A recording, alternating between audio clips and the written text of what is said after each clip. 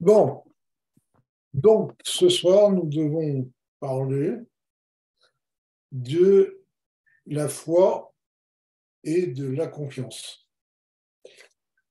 Alors, la foi est quelque chose qui est fondamental dans toutes les religions et naturellement aussi dans le judaïsme. Cependant, pour le judaïsme, la foi est un peu différente. Pour définir ce qu'est la foi, il faut d'abord faire référence à une discussion entre les poskim, entre les décisionnaires, plus particulièrement entre ceux qui ont fait le décompte des mitzvot, et s'apercevoir qu'il y a une discussion entre Maïmonide et d'autres personnes, d'autres grands d'Israël qui ont compté le mitzvot, en particulier un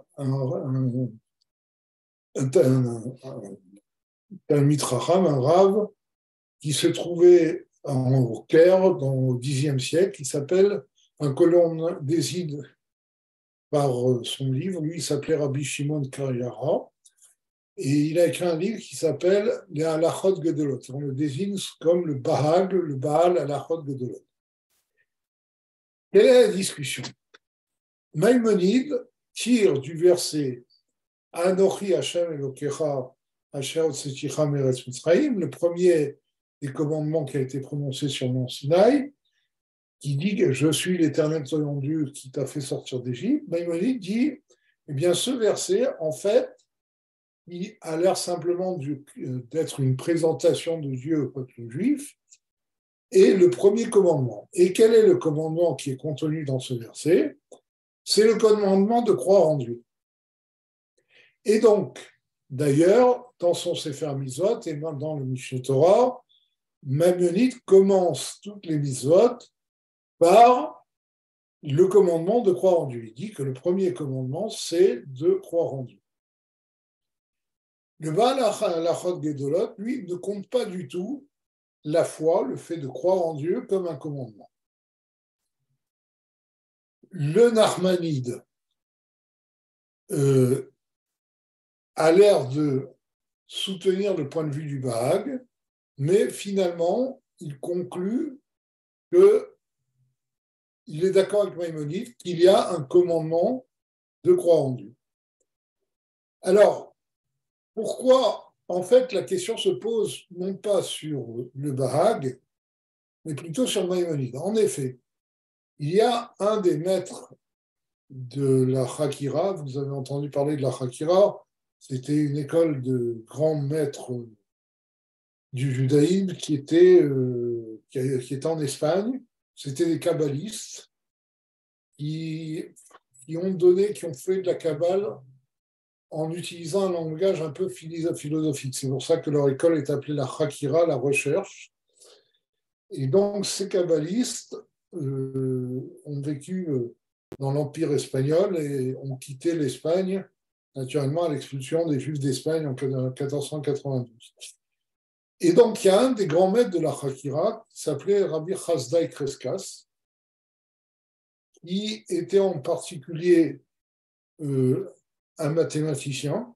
Je vous dis ça parce qu'une fois, j'ai fait une conférence à l'école normale supérieure, une conférence de judaïsme, et à l'entrée, il y avait une affiche, il y avait un séminaire d'histoire des mathématiques, et il y avait un séminaire qui portait sur les mathématiques de Rabbi Chasdai Crescas. Donc c'est un maître du judaïsme, un kabbaliste, mais en même temps un homme très logique, puisqu'il était reconnu pour ses connaissances mathématiques. Il a même eu un apport dans les mathématiques. Et donc, lui, il pose une question évidente sur Maïmonide. Il dit, qu'est-ce qu'un commandement?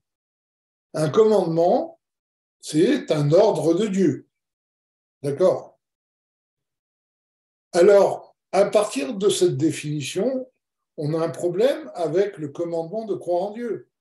Pourquoi? parce que ça voudrait dire que Dieu nous demande de croire en lui.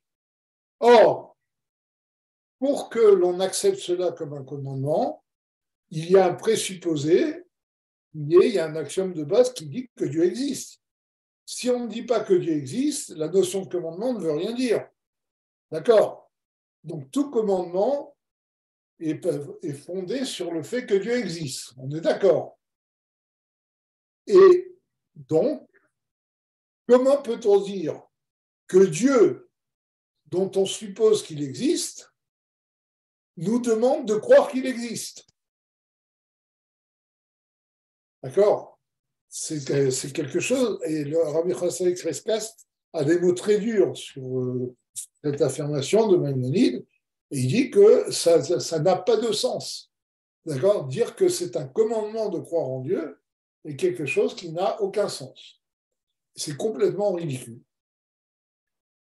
Les paroles de Rabbi Chassaï Crescas sont rapportées par un autre grand d'Espagne, comme vous connaissez sans doute son nom, c'est Rabbi Yitzhak Abravanel, Don Yitzhak Abravanel, qui était le ministre du Trésor d'Isabelle la catholique. Vous savez que quand il y a eu l'expulsion des Juifs, on lui a proposé de rester avec un minyan de Juifs et de continuer son judaïsme, et il a refusé, il a été en exil avec tous ses frères, et il est arrivé au royaume de Venise, et il est devenu le ministre du Trésor de Venise. Bon, d'ailleurs, il y a une question qui se pose sur lui, c'est comment quelqu'un qui a joué un rôle politique aussi prenant qu'être un ministre du Trésor de l'Empire espagnol a pu écrire autant de livres de Torah et de Chakira. Bon, en tout cas, Rabbi Chasdaï Crescas a écrit dans un de ses livres, il rapporte les paroles Rabbi Yitzhak Abravanel rapporte les paroles de Rabbi Chasdaï Crescas dans un de ses livres, et il dit que son raisonnement, naturellement, tient la route, d'accord? Cependant, il est fondé sur une incompréhension. Quelle est l'incompréhension? L'incompréhension est dans la définition de la foi. Et là, il dit une chose tout à fait nouvelle. Il donne un autre sens à la foi juive. Il dit que la foi du juif, la foi juive, ne porte pas sur l'existence de Dieu. Pourquoi?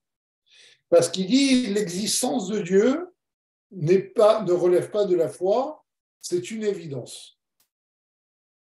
Ah, si c'est une évidence, pourquoi il y a tellement de gens qui ne voient pas cette évidence? On reviendra là-dessus. Ça a l'air d'être un petit peu, comment dire, vide de sens de dire que l'existence de Dieu est une évidence, alors qu'on voit tellement de gens qui sont athées. On reviendra sur cette notion, mais en tout cas, ce qui est important, c'est que Rabbi Yitzhak Abravanel nous dit que la foi juive ne porte pas donc sur l'existence de Dieu, mais sur le fait que Dieu est l'être le plus premier et le plus haut de tout ce qui existe. Et le Tzemar Tzedek rapporte ces paroles et il dit qu'en fait, on voit ça dans Maïmonide lui-même, parce que Maïmonide dit que Dieu n'a pas une existence possible comme toutes les créatures, mais il est Mechouyav HaMetziut, c'est-à-dire qu'il a une existence obligatoire. Qu'est-ce que cela signifie? Cela signifie la chose suivante. Toute existence provient de Dieu. Donc, elle n'est que possible. Car si Dieu veut, il arrête cette existence quand il veut. Toute existence dépend de Dieu. Comme c'est rapporté dans Sha'ar Vaimuna, que Dieu recrée le monde à chaque instant, et que si à un instant, il s'arrête de créer le monde disparaît immédiatement. D'accord? C'est ça la notion de possible. Toute existence n'est que possible. Parce que justement, elle dépend de Dieu, à chaque instant. Par contre, Dieu n'a pas une existence possible, mais une existence obligatoire, dans le sens où Dieu ne provient de rien. D'accord? Il n'a pas une création, chas v'shalom. On ne peut pas, il n'y a rien qui précède Dieu. Dieu est l'existence par excellence. D'accord? Et en cela, son existence est appelée obligatoire et non possible. Et donc, Rabbi Yitzhak Abravanel nous dit que la foi juive porte sur le caractère obligatoire de Dieu et non pas sur son existence. D'accord? Bon. Le Tzemar Tzedek rapporte toute cette discussion et il dit que d'après la Kabbalah et aussi d'après la Chassidut, qui se fonde sur la Kabbalah, le fait que l'existence de Dieu est obligatoire n'est pas suffisante, ce n'est pas quelque chose de nouveau. Parce que dans la notion même de Dieu, le caractère obligatoire de Dieu est une évidence aussi. D'accord? Puisque Dieu est le Tout-Puissant, il est à l'origine de toutes les créatures, il est évident que son existence est obligatoire. Donc, ce n'est pas vraiment suffisant, surtout du point de vue de la Kabbalah. Avant de voir le point de vue de la Kabbalah, j'aimerais revenir sur cette affirmation qui est dite par le Rabbi Yitzhak Abravanel et qui est ramenée aussi par le Tzemar Tzedek, que l'existence de Dieu pour le juif est une évidence. Bon, alors, le Tzemar Tzedek rapporte très simplement ce que dit le Talmud, c'est qu'en fait, le monde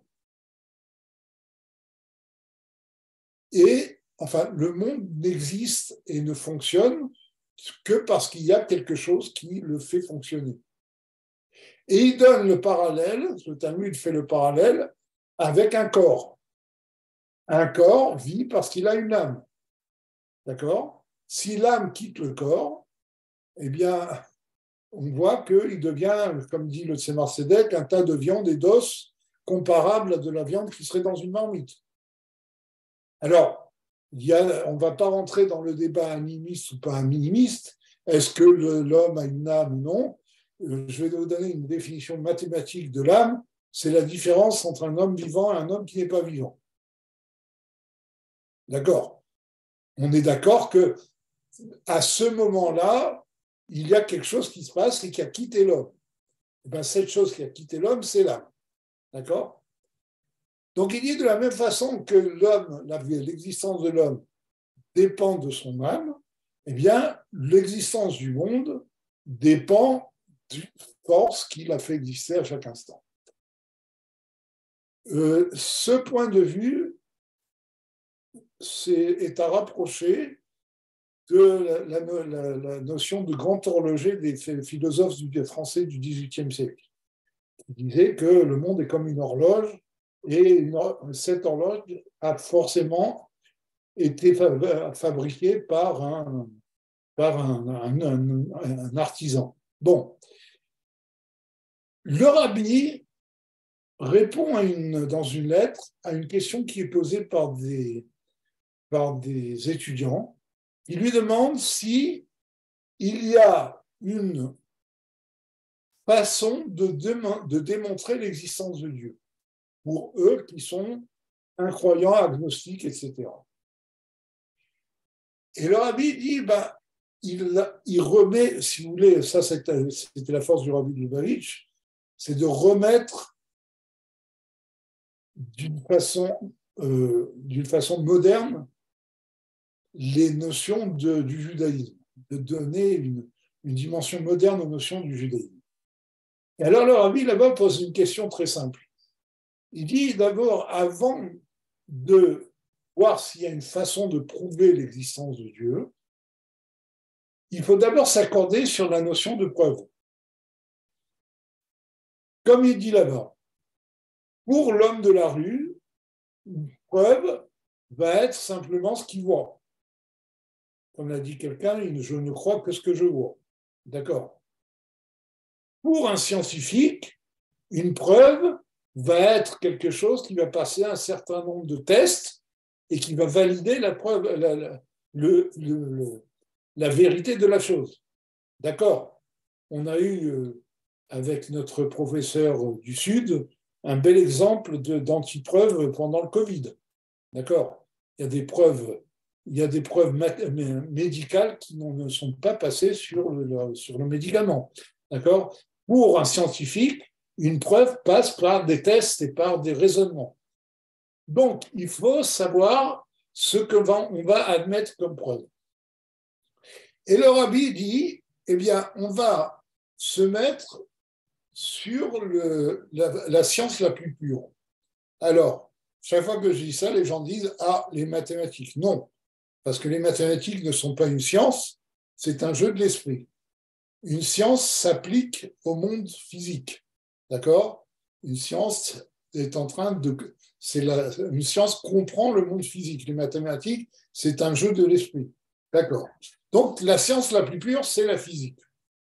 Parce que le monde inerte, la physique, s'applique aux composantes inertes de notre univers, et c'est la chose la plus facile. C'est plus facile d'étudier ce qui est inerte que ce qui est vivant. D'accord. Donc, on peut être plus rigoureux en physique qu'en biologie ou d'autres sciences. Donc, il prend l'exemple de la physique. Et il dit, quelles sont les questions que l'on peut poser sur Dieu? Première chose, c'est que Dieu, on ne le voit pas. Deuxième question, même si on va admettre qu'on ne le voit pas, mais il existe quand même. Et le deuxième problème, c'est qu'on n'en connaît pas la définition. On ne sait pas ce que c'est. Même si on admet qu'on peut croire quand même, il y a un troisième problème. C'est que Dieu dépasse l'entendement humain. Alors le rabbi, il dit, voyons en physique si ces questions sont rédhibitoires. D'accord? Si, devant ces questions, on n'admet pas quelque chose, une théorie physique. Il donne un premier exemple. Il dit, qu'est-ce qui fait que, par exemple, une ampoule s'allume? C'est l'électricité. Qu'est-ce que c'est l'électricité? C'est des électrons qui passent dans des fils de métal. D'accord? Ils passent du pôle négatif au pôle positif, parce qu'on s'est trompé la première fois, on s'est trompé de sens, c'est pour ça que les électrons sont négatifs. Bon, ça c'est pour la petite histoire. Mais en tout cas, l'électricité, ce sont des électrons qui passent dans un fil. Est-ce que l'un de nous a vu un jour un électron? Non. Même avec les moyens les plus puissants de microscope, etc., on est loin de pouvoir voir un électron. Mais tout le monde est persuadé qu'ils existent parce qu'on en voit les effets. D'accord? Donc là, on a affaire à une théorie physique, à un objet physique que l'on ne peut pas voir et dont on est d'accord sur l'existence parce qu'on en voit les effets. Donc on voit que ne pas voir pour la physique ne remet pas en cause la théorie. Deuxième question, c'est que Dieu, on ne sait pas ce que c'est. Alors, il prend l'exemple du champ de gravitation. Ben, vous savez sans doute que jusqu'à présent, on ne sait pas ce qui transporte la gravité. D'accord? Le champ d'attraction, vous savez, la force d'attraction qui a été découverte par Newton entre les masses, on ne sait pas ce qui provoque cette attraction. C'est-à-dire, on ne sait pas ce qui transporte, quelles sont les particules physiques qui transportent cette attraction. La lumière, on sait, bon, ce sont des photons, ce n'est pas vraiment des particules physiques, mais ce sont des particules énergétiques. Les ondes de Maxwell, les ondes électromagnétiques, on sait, c'est aussi sont des particules énergétiques. Ce sont des photons. Par contre, le champ d'attraction, on ne sait pas ce que c'est. Et jusqu'à présent, on a essayé d'émettre des théories, etc. Tout ont échoué. Jusqu'à présent, on ne sait pas ce que c'est. Donc, nous avons un exemple en sciences physiques de quelque chose dont on admet l'existence parce qu'on en voit les effets, alors qu'on ne sait strictement pas ce que c'est. D'accord? On ne sait pas le définir. Troisième question, c'est que l'idée de Dieu tout-puissant dépasse l'entendement humain. D'accord. Eh bien, vous savez que Einstein a montré un tas de choses, entre autres l'effet photoélectrique. Il montre que la matière peut se transformer en énergie. D'accord? Ou bien, tout simplement, la théorie de la relativité. La théorie de la relativité, elle dit quoi? Elle dit que l'espace et le temps ne forment qu'une seule chose. Et que si on va très vite, ben, le temps va se raccourcir. Vous connaissez le fameux paradoxe des jumeaux, peut-être? Non? Il a été présenté au Collège de France, à l'Académie des sciences, par un physicien qui s'appelait Langevin. Il a dit que d'après la théorie de la relativité, s'il y a deux jumeaux sur Terre, un des deux est envoyé dans une fusée qui va à une vitesse relativiste, c'est-à-dire proche de la vitesse de la lumière. On ne sait pas le faire, mais supposons que ça soit possible. Eh bien, à une certaine vitesse, il va s'écouler. Donc, les deux ont 20 ans quand l'autre quitte son jumeau. Ben, pour celui qui est dans le vaisseau spatial, il va s'écouler 1 an. Et pour celui qui est resté sur Terre, il va s'écouler 20 ans. Donc, quand ils vont se retrouver, l'un aura 40 ans et l'autre n'aura que 21 ans. Ça se calcule, hein, avec les données de Einstein, ça se calcule très bien. Quand il a dit ça, eh ben, vous savez ce qui lui est arrivé à Langevin? Il a reçu des tomates pourries. Les physiciens qui étaient dans la salle, qui étaient de haut niveau, c'était l'Académie des sciences, lui ont dit, vous vous moquez de nous, arrêtez, ça c'est de la science-fiction. Bon, et ben, plus quelques années après, on a donné son nom à un auditorium du Collège de France. D'accord? Là, nous avons affaire, et ne nous dites pas que la théorie de la relativité est pratiquement théorique, parce que bon, on en voit les effets sur quelques particules qui vont plus vite que d'autres, etc. C'est pas vrai, car vous savez que le GPS est fondé sur la relativité générale. S'il n'y avait pas la relativité générale, on n'aurait pas pu faire un GPS. Donc il y a des applications très concrètes de la théorie de la relativité. Donc là, nous avons affaire à une théorie physique qui non seulement n'est pas définissable, mais qui dépasse complètement, même contredit le bon sens humain. Alors, une petite parenthèse, il ne faut pas confondre le bon sens et la logique. C'est ce qu'on disait au départ. La preuve pour l'homme de la rue, c'est le bon sens. Pour le scientifique, c'est une logique. D'accord? La théorie de la relativité est logique à partir des axiomes d'Einstein. Ça explique un tas de phénomènes, mais ça dépasse le bon sens humain. D'accord? Donc, nous voyons qu'en physique, il y a des théories qui portent sur des choses qu'on ne voit pas, des choses qu'on ne peut pas définir et des choses qui dépassent le bon sens. D'accord? Donc, ces questions ne sont pas éliminatoires. Alors, le rabbi dit, nous revenons à ce que dit le Tzemar Tzedek et le Talmud.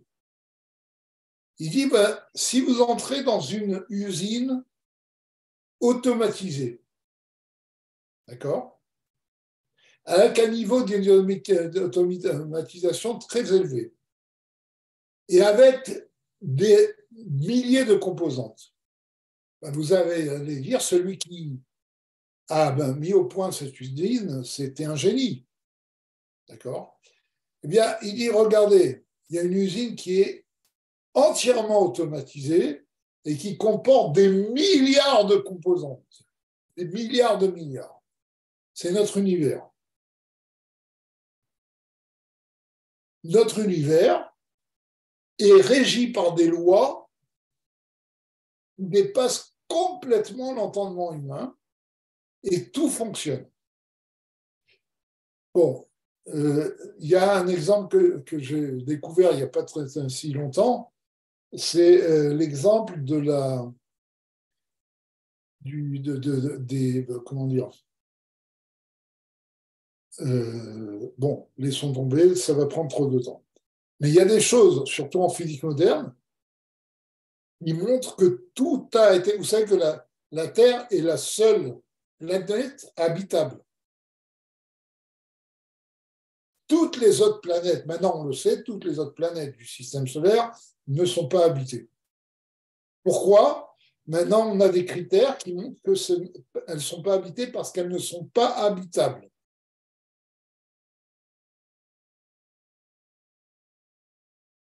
Entre autres, il y a un problème, il y a le problème des vents solaires. Vous savez que le Soleil, quelquefois, dégage un vent de particules. Et ces particules, lorsqu'ils arrivent dans une atmosphère, détruisent l'atmosphère. Eh bien, la Terre est la seule planète où les vents solaires ne détruisent pas l'atmosphère. Pourquoi? Parce que la Terre a un champ magnétique qui détourne les vents solaires. En fait, elle ne les détourne pas, elle les laisse à une certaine distance de la Terre. Et ça forme une couche autour de la Terre. Ces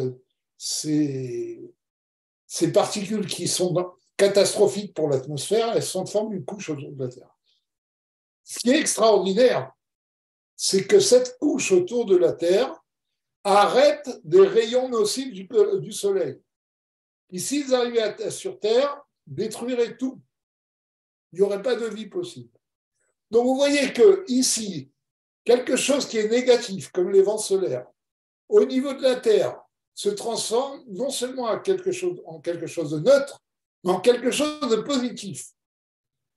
C'est très fort. D'accord? Là, on voit qu'il y a quelque chose qui a été calculé au millimètre près pour qu'il y ait des existences sur Terre. Donc, bon, là, on a une preuve évidente qu'il y a un créateur. Et alors, c'est là où la foi juive intervient, et c'est ça que veut dire le Rabbi Chazda Kreskas, qui était Marcédek, c'est que la foi juive ne porte pas sur le créateur. La démonstration que nous venons de faire nous montre qu'il y a un créateur. Mais la foi juive porte, et là on arrive à la définition kabbalistique et de la chassidoute, la foi juive porte sur le fait qu'il y a des forces divines bien au-dessus de la création. Dieu ne peut pas être résumé en un créateur. Comme je dis toujours, Dieu est le créateur, mais le créateur n'est pas Dieu. Le créateur, c'est une petite force de Dieu qui crée le monde. Mais Dieu est bien au-dessus de la notion de création. Dieu est indéfini. Il est tout puissant. Bon, on avait parlé, vous pouvez trouver sur Menorah, j'avais fait une conférence sur la notion de Dieu. Bon, et c'est sur ça que porte la foi juive. Elle porte sur cette transcendance divine, sur le fait que Dieu est bien au-dessus de la création et a des forces bien au-dessus de la création. D'accord? Et alors, donc, là, on peut comprendre qu'il y ait un commandement de croire. Parce qu'on le créateur, on le perçoit à travers la nature, mais quelque chose qui est au-dessus de la nature, ça, on ne sait pas le voir. Donc, il faut le croire. D'accord? Donc là, le commandement de croire est bien défini. Dans le Chassidut, il y a un mamar du rabbi précédent. Vous savez que nos sages nous disent que les Bnei Israël, les Juifs, sont Ma'aminim, Bnei Ma'aminim. Ils sont des croyants, fils de croyants. C'est-à-dire que croire en Dieu chez le Juif est quelque chose d'héréditaire. Le Juif a ça dans les gènes. Et le Tanya rapporte qu'en fait, on tire cette force de Abraham Avinu, qui a été le premier croyant, le premier vrai croyant, et qui a transmis cette force à sa descendance. C'est pour ça que les Juifs sont Ma'aminim, Bnei Ma'aminim. Et il y a un Mahamar du rabbi précédent où il demande comment se fait-il que le Juif croit de façon naturelle? Comment ça se fait que c'est un instinct presque chez le Juif de croire en Dieu? Il dit, mais très simplement, comme c'est expliqué dans le Tanya, chez chaque Juif, il y a une âme divine et une véritable partie de Dieu. Cette âme divine trouve sa source en Dieu et descend jusqu'au Juif. Et le rabbi précédent explique que la source de l'âme, qui elle est en Dieu, vient témoigner à notre corps, quand elle descend dans notre corps, elle témoigne qu'il y a une force transcendante qui est Dieu. Et c'est ça qui nous donne cette force de croire. Parce que nous avons une âme qui est enracinée en Dieu et qui vient jusqu'à nous. Et la racine vient témoigner à notre corps qu'il y a une force transcendante qui est à l'origine du monde. OK. Donc, on a bien compris ce que c'est que croire en Dieu pour le judaïsme. Vous êtes d'accord, c'est quelque chose qui bouscule toutes les notions habituelles sur la foi. Bon. Alors, il y a un texte de sage qui est ramené dans c'est un texte du Talmud, mais qui est ramené dans les Agadotes du Talmud. Il dit la chose suivante. Ganva apuma de martarta rahmana kari. C'est de l'arabe humain. Ne vous inquiétez pas, je vais traduire. Elle dit un voleur qui est en train de voler et qui entend qu'il y a des gens qui rentrent dans la maison. Donc c'est un voleur juif. Il se tourne vers Dieu et lui dit « Sauve-moi ». Il y a deux choses. D'après ce qu'on vient de dire, ce voleur est un vrai croyant. Puisqu'il croit à la transcendance divine, puisqu'il demande à Dieu de le sauver d'une situation qui est perdue du point de vue logique. D'accord? C'est ça, c'est quoi la transcendance divine? C'est l'expression de Dieu quand il fait un miracle, par exemple. Et c'est ça. Lorsque les lois de la nature sont bousculées, on voit qu'il n'y a pas qu'un créateur, il y a une force supérieure qui peut bousculer les lois de la nature. Donc ce voleur croit au miracle. Il demande à Dieu qu'il lui fasse un miracle, qu'il le sauve. Donc c'est un vrai croyant. Et alors se pose la question, pourquoi il vole? C'est un vrai croyant. Pourquoi il vole? Et là, nous avons une notion très importante. C'est que c'est pas parce que l'on croit que l'on va pratiquer. La foi n'implique pas l'action. Pour une raison très simple, comme nous l'avons dit précédemment, la foi, c'est un témoignage de la source de notre âme à notre corps. Et quand il y a quelqu'un qui témoigne de quelque chose, ben, c'est pas comme si on l'a vu nous-mêmes. D'accord? Donc, on peut ne pas le croire. Donc, la foi est un sentiment vague qui n'a pas d'implication en pratique.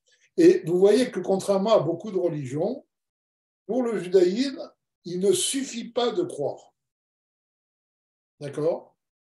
Croire n'implique pas la pratique. Vous savez, quand j'étais jeune, ça m'arrivait, j'étais dans la rue le Shabbat, il m'est arrivé 2-3 fois où une voiture s'arrête à mon niveau,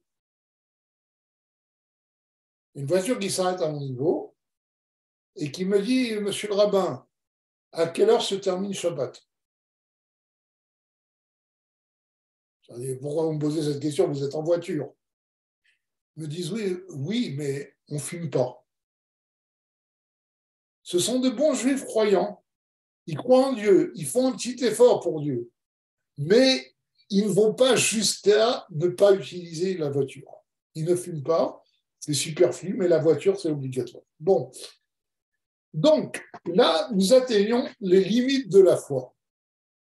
Alors, si la foi n'implique pas la pratique, à quoi elle sert? D'avoir une vague idée de Dieu, ok, bon. Mais à quoi ça sert en pratique? Alors, il y a un texte du rabbi précédent qui rapporte un verset des psaumes, des Teilim, qui dit « Betar Bashem va setov, chron eretz ou re'emuna » avec un I, qui signifie « Et confiance en Dieu et fait le bien, habite sur la terre et fait paître la croyance. » Fait paître la foi. Le rabbi précédent explique là-bas longuement que le but du juif n'est pas seulement de croire, mais de faire paître la foi, d'engraisser la foi, de la nourrir. Et quand on nourrit la foi, en quelque sorte, la foi est la matière première. Dieu nous a donné une matière première. Mais il faut travailler cette matière première pour arriver à un deuxième niveau. Un deuxième niveau qui s'appelle justement, comme dit le début du verset, Betar Bashem. Là, il ne s'agit pas de foi, de Emouna, mais de Bitachon. C'est-à-dire, on doit transformer notre foi en confiance. D'accord? Qu'est-ce que ça veut dire nourrir sa foi pour que ça devienne de la confiance? Eh bien, ça veut dire étudier la Torah, s'approfondir sur la notion de Dieu, comprendre sa grandeur, arriver à ressentir un peu le divin, ou beaucoup même, et là, on aura vraiment confiance en Dieu. Qu'est-ce que ça veut dire? Quelle est la différence entre la foi et la confiance? Une fois, le rabbi Lubavitch a parlé de ces notions en des termes très simples et très modernes. J'étais là-bas, c'était une réunion chassidique, et le rabbi a dit, quelle est la différence aux États-Unis entre la foi et la confiance? Il a fait remarquer d'abord que quelle était la devise des États-Unis? C'est « In God we trust », que l'on traduit en général par « nous croyons en Dieu ». Et Rabbi a fait remarquer que c'est une fausse traduction, parce que nous croyons en Dieu, c'est « In God we believe ». We trust, Ça veut dire nous faisons confiance en Dieu. D'accord? Et il a dit, la différence entre believe et trust aux États-Unis est très importante. Pourquoi? Il a dit, voilà, si un homme d'affaires va voir des investisseurs, il va voir un investisseur, il lui montre son business plan, combien d'argent il pense gagner dans cette affaire, etc., le pourcentage qu'il peut tirer, etc. S'il l'a convaincu, l'investisseur, il va lui signer un chèque. Il va lui donner, il va investir, il va lui donner de l'argent. Et le rabbi a dit, si l'investisseur est convaincu, il va lui dire I trust you, je vous fais confiance, et là, il va lui signer un chèque. S'il n'est pas convaincu, il va lui dire I believe you, je vous crois, mais pas au point de signer le chèque. C'est toute la différence entre la foi et la confiance. Quand un juif croit, il ne signe pas le chèque en Dieu. Vous savez, à l'époque, il y avait des gens très riches qui confiaient au rabbi un carnet de chèques en blanc signé. Et ils pouvaient remplir un chèque quand ils voulaient. Ça, c'est de la confiance. D'accord? On signe le chèque en blanc. Qu'est-ce que ça veut dire en pratique? En pratique, ça veut dire que, comme je dis toujours, celui qui croit en Dieu, d'accord, conditionne, enfin, fait passer sa vie avant la Torah. Et celui qui a confiance en Dieu fait passer la Torah avant sa vie. Je vais vous raconter une histoire qui m'est arrivée.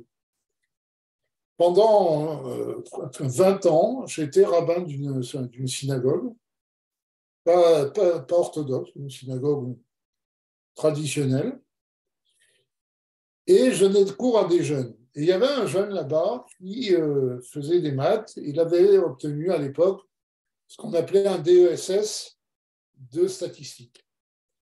Et c'était une époque, ceux qui ont mon âge ont peut-être connu cette époque, c'était une époque où les diplômes universitaires étaient complètement dévalorisés.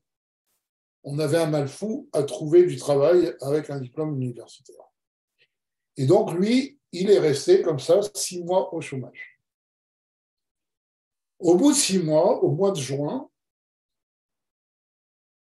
c'était au mois de mars, avril, il trouve une place dans une compagnie qui faisait de l'audimat. À l'époque, il y avait des compagnies qui faisaient de l'audimat pour les chaînes de télévision. Elles faisaient des statistiques sur le nombre de téléspectateurs pour chaque émission, etc. Et donc, c'est fondé sur les statistiques. Et donc, il est engagé, et c'est une compagnie qui faisait les 3 fois 8, c'est-à-dire qu'il y avait 3 équipes qui se succédaient, on travaillait même la nuit. Bon, arrivent les fêtes de Tishri.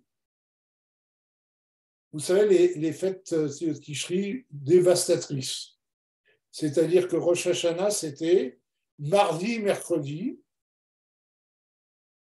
d'accord, Yom Kippour, jeudi, les 2 premiers jours Sukkot, mardi, mercredi, et les 2 derniers jours, mardi, mercredi. D'accord? Il y a, comme a dit une fois un dentiste, j'ai fermé mon cabinet tout le mois de Tishri, au moins je suis tranquille. D'accord? C'était des fêtes très prenantes. Et donc, il va, et il dit, voilà, je pose 7 jours de congé. Alors, il lui dit, non, non. Outre le fait que tu n'as pas travaillé suffisamment pour avoir 7 jours de congé, le mois de septembre, c'est la rentrée, et on explose. On est obligé de prendre des gens de l'extérieur, tellement il y a du travail.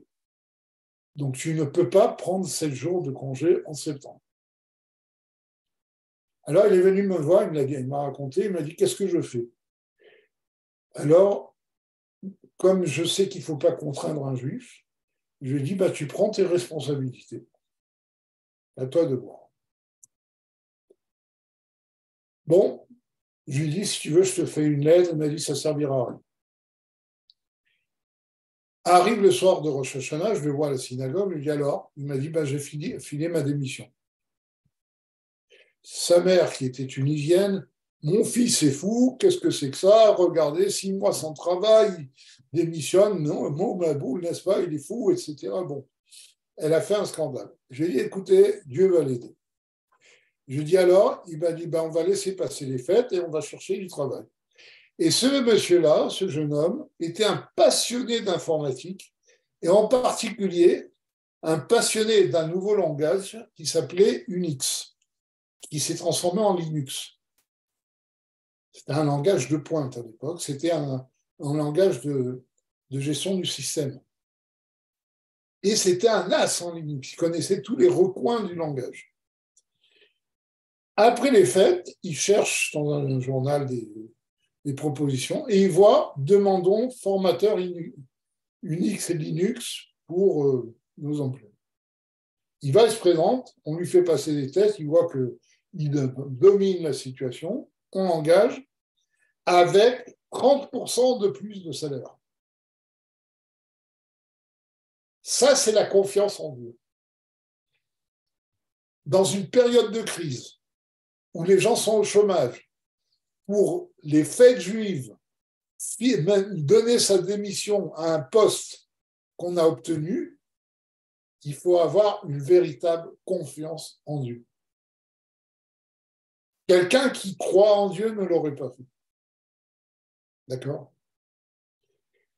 Et donc voilà, c'est ça tout le travail du juif. Le premier travail du juif, pour être vraiment un juif religieux et craignant Dieu, c'est de transformer sa foi en confiance. Et pour la transformer, ça ne se fait pas tout seul. Ça se fait par l'étude, ça se fait par la pratique, en particulier l'étude de la grandeur de Dieu à travers les textes racidiques. Ça nourrit la confiance parce que mieux on connaît la grandeur de Dieu et plus on a confiance en lui. D'accord? Il y a les histoires des tzadikim qui aident aussi à avoir cette confiance, etc. Et donc, une fois que le juif a une confiance en Dieu, là, il est sûr de marcher dans les chemins de Dieu toute sa vie. Voilà. Alors, j'ai vu qu'il y a quelqu'un qui a demandé une question. Donc, il y a le libre arbitre. Il y a le libre arbitre, oui. Et quel rapport avec la confiance C'est évident que la confiance, ce n'est pas une panacée universelle. D'accord? Elle ne nous oblige pas, mais elle nous aide à servir Dieu. De toute façon, l'homme a toujours le libre arbitre. Maintenant, plus le niveau de confiance va être grand, et mieux on va pouvoir vaincre notre mauvais penchant qui tend à nous détourner du judaïsme. Ça, c'est évident. D'accord? Bon, les sadikim, eux, ont une confiance absolue parce qu'ils ressentent le divin. Plus on ressent le divin, plus on est proche de Dieu et plus on développe ce sentiment de confiance. D'accord? Par contre, la foi ne va pas aider. La foi va rester à un niveau extérieur. C'est comme quelqu'un qui nous dit, oui, tu sais, Dieu peut tout faire. Oui, c'est vrai. Mais bon, vous connaissez, je terminerai par une petite histoire qu'on m'a racontée. Il y a une fois un juif qui allait acheter une vache. Et il rencontre un ami, il lui dit où tu vas? Il lui dit je vais acheter une vache. Alors son ami lui dit si Dieu veut. Il lui dit pourquoi si Dieu veut? L'argent il est dans ma poche. La vache elle est chez le fermier et je vais aller l'acheter. Pourquoi si Dieu veut? Bon. Il arrive chez le fermier, il s'aperçoit qu'il a oublié l'argent à la maison. Il retourne prendre l'argent et il va acheter la vache et il rencontre un autre ami. Il lui dit où tu vas? Il a dit si Dieu veut, je vais à la ferme. Si Dieu veut, je vais payer le fermier. Si Dieu veut, je vais prendre la vache. Si Dieu veut, je la ramène à la maison. Voilà. Si on n'a pas intégré la notion de Dieu dans sa vie, il peut y avoir des problèmes. Voilà, c'est pour ça qu'il faut nourrir sa foi de façon à ce qu'elle se transforme en confiance.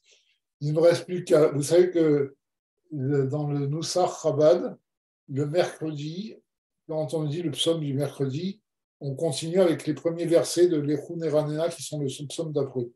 Parce que le Talmud, il y a un avis dans le Talmud qui dit que on peut dire Shabbat Shalom à partir de mercredi, parce que c'est la deuxième partie de la semaine. Alors, il ne me reste plus qu'à vous souhaiter un grand Shabbat Shalom et à la prochaine conférence Bezrat Hashem.